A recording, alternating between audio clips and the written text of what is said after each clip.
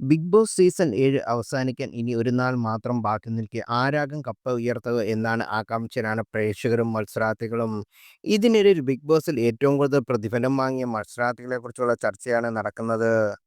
Big boss Malayalam 7ാം season എത്തി നിൽക്കുമ്പോൾ ഇതുവരെയുള്ള ചരിത്രത്തിൽ ഏറ്റവും ഉയർന്ന പ്രതിഫലം വാങ്ങിയ മത്സരാർത്ഥി നടി ശ്വേത മേനോനാണ്. ബിഗ് ബോസ് മലയാളത്തിന്റെ ആദ്യ സീസണിൽ മത്സരാർത്ഥിയായിരുന്ന ശ്വേത. ഒരു ദിവസം 1 ലക്ഷം രൂപയായിരുന്നു ശ്വേതയുടെ പ്രതിഫലമായി എത്തിയത്. ജനപ്രദ ജനപ്രിയ ടി.വി. അവതാരകയായ രഞ്ജിനി ഹരിദാസൻ 2ാം സ്ഥാനം. സീസൺ 1 മത്സരാർത്ഥിയായി എത്തിയ രഞ്ജനിക്ക് ഒരു ദിവസം 80,000 രൂപയായിരുന്നു പ്രതിഫലമായി നൽകിയിരുന്നു എന്നാണ് റിപ്പോർട്ട്.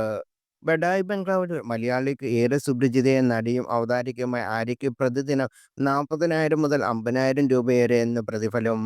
നടിയും അവതാരകയുമായ പേളിമണിയും ആദ്യ സീസണിൽ മത്സരാർത്ഥിയായി എത്തിയിരുന്നു. 50,000 രൂപ തന്നെയായിരുന്നു ഒരു ദിവസം പേളിയുടെയും സാലറി. സീസണിൽ മത്സരാർത്ഥിയായ നടൻ മണിക്കുട്ടന് പ്രതിദിനം ഏകദേശം 45,000 രൂപ പ്രതിഫലമായി ലഭിച്ചു എന്നാണ് റിപ്പോർട്ട്. 4ാം സീസണിൽ നടി സുചിത്ര നായർക്ക് ഒരു ദിവസം 50,000 രൂപ വരെ പ്രതിഫലമായി കൈപ്പറ്റിയിരുന്നു. സീസൺ 7 ഏറ്റവും കൂടുതൽ പ്രതിഫലം കൈപ്പറ്റുന്ന മത്സരാർത്ഥിയിൽ ഒരാൾ അനുമോളാണെന്നാണ് റിപ്പോർട്ട്.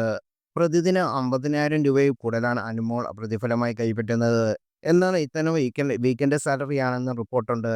എന്നായാലും ഏറ്റവും കൂടുതൽ വാങ്ങുന്നത് അനുമോൾ തന്നെയാണ്.